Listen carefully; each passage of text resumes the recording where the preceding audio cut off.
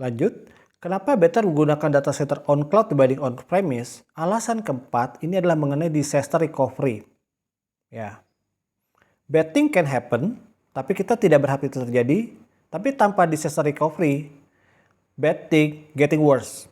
Oke, hal apa aja yang possible terjadi terhadap data center kita? Yang pertama, mati lampu. Ya, yang kedua, kebakaran. Yang ketiga, banjir dan lain sebagainya.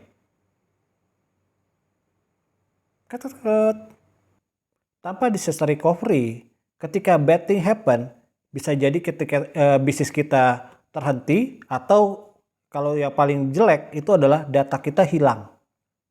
Untuk mengantisipasi hal ini, tentunya kita butuh disaster recovery site. Oke, nah kurang lebih adalah kita membuat sesuatu yang sama dengan data center di tempat yang berbeda. Nah, karena kita membuat sesuatu yang sama, tentunya kita membutuhkan investasi yang kurang lebih sama. Anggaplah di data center utama kita investasi 1 juta rupiah, ya. Di disaster recovery center ini atau DRC kita butuh investasi 1 juta juga. Oke. Nah, ketika kita menggunakan data center on premise, ya, tadi adalah mengenai capex, ya, investasinya ya capex lagi, kita butuh bayar 1 juta, kemudian kita butuh invest di DRC 1 juta lagi. Sedangkan yang on cloud, semua major cloud provider itu sudah menyediakan disaster recovery, ya.